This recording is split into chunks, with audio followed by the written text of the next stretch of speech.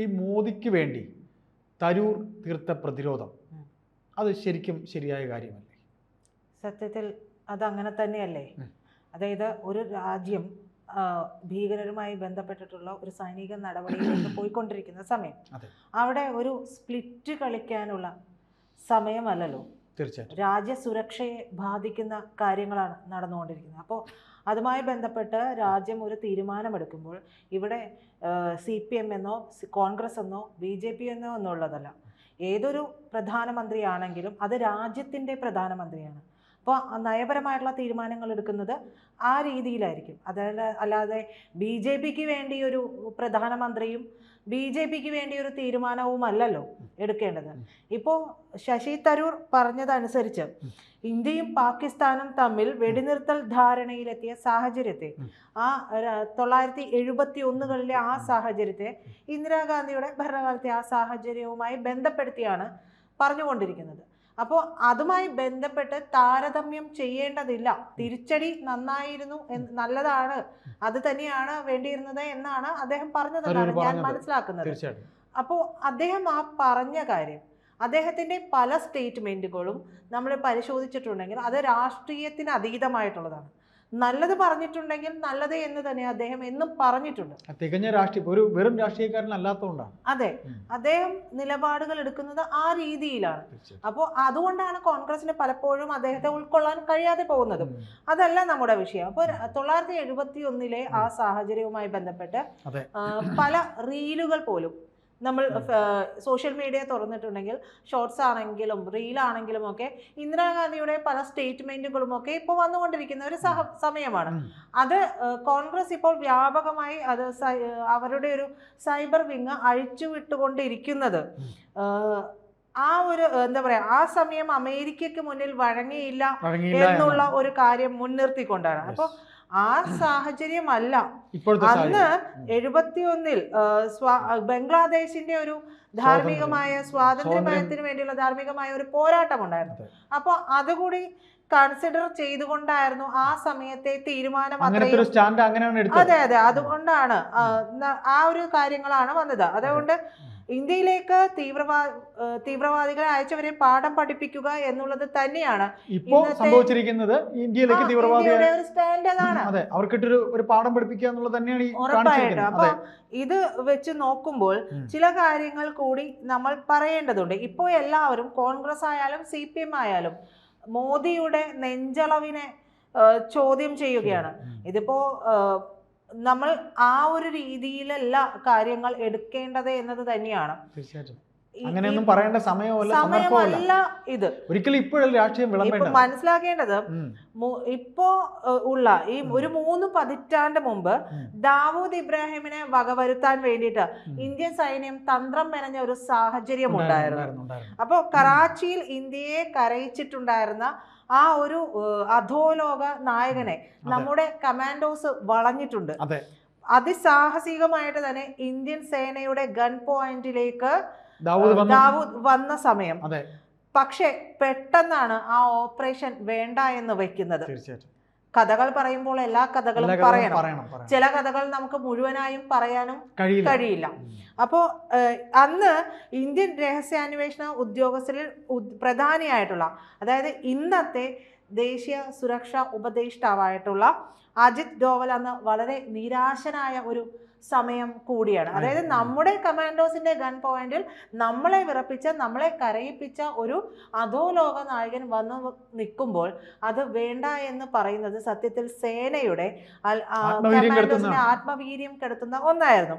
അപ്പോൾ മഹാരാഷ്ട്രയിലെ ഒരു രാഷ്ട്രീയ പ്രധാനി അന്ന് PM-നെ വിളിച്ചു. അതോടുകൂടിയാണ് ഈ ഓപ്പറേഷൻ അവസാനിച്ചത് എന്നുള്ളതാണ് വരുന്ന കഥകൾ. അതിന്റെ കൂടുതൽ ഡീറ്റെയിൽസിലേക്ക് പോയാൽ സമയമേറെ വേണ്ടി വരും. പിന്നെ മറ്റൊരു കാര്യം, 92 ബോംബെ കലാപമുണ്ടായി.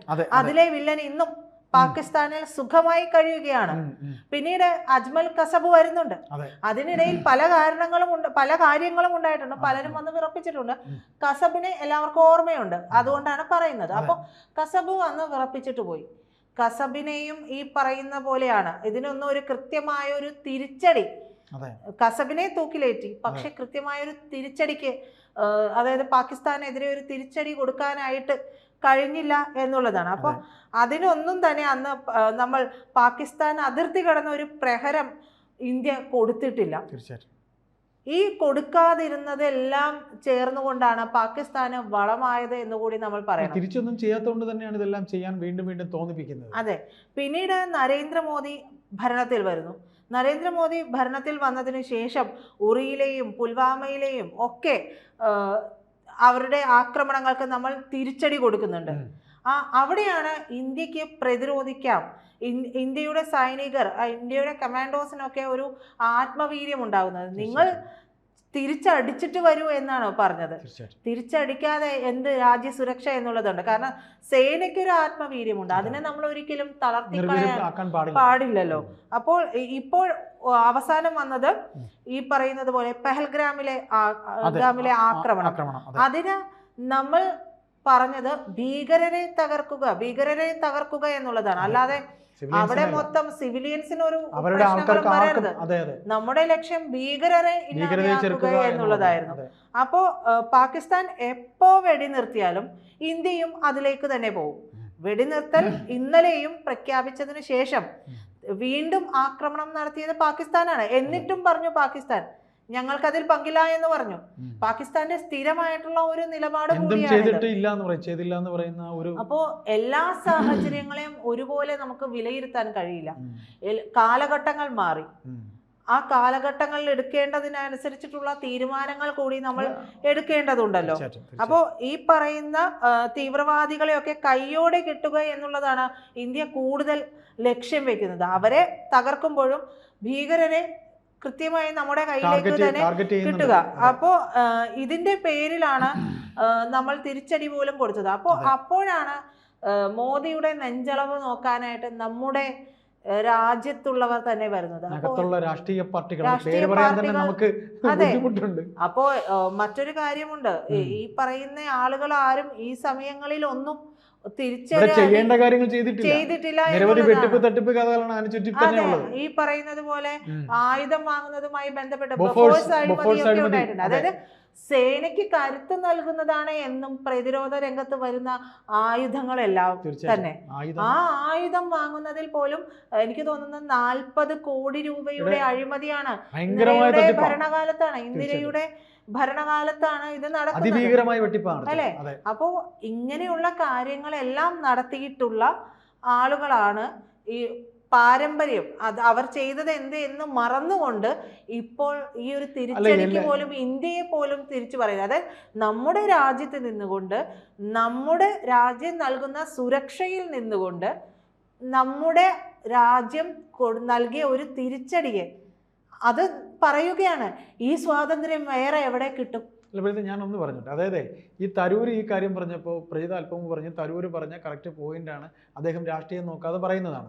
ഇപ്പോൾ നാം പറഞ്ഞു വെച്ച ഒരു കാര്യം, ഈ ബൊഫോഴ്സ് അഴിമതി കാലാകാലങ്ങളായി ഈ അടുത്തിടെയായിട്ട് കോൺഗ്രസിന് പറ്റുന്ന ഏറ്റവും വലിയ മണ്ടത്തരം എന്താണെന്ന് അറിയോ? ചെറുത് കൊടുത്ത് വലുത് വാങ്ങിക്കുക എന്നുള്ളതാണ്.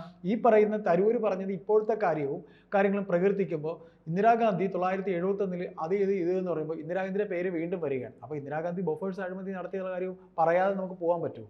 ഈ കോൺഗ്രസ് ഇത്രയും പറയേണ്ടി വരില്ലേ? പറയുമ്പോ എല്ലാം പറയണമല്ലോ. ഇന്നിപ്പോൾ ദാവൂദിനെ ഗൺ പോയിന്റിൽ കിട്ടിക്കഴിഞ്ഞിട്ടുണ്ടെങ്കിൽ അതിൽ രണ്ടാമതൊരു തീരുമാനമില്ല.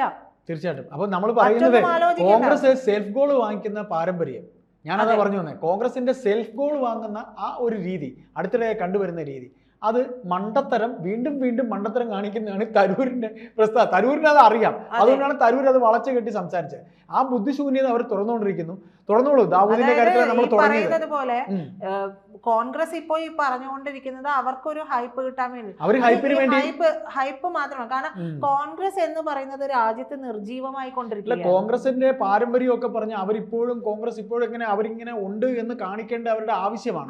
പക്ഷെ അത് രാജ്യസുരക്ഷയുമായി ബന്ധപ്പെട്ടുള്ള കാര്യങ്ങൾ ഏത് സമയത്ത് എപ്പോൾ പറയണമെന്ന് സ്ഥലകാല ബോധമില്ലാത്ത വർത്തമാനമാണ് ഇതിന്റെ കാരണം.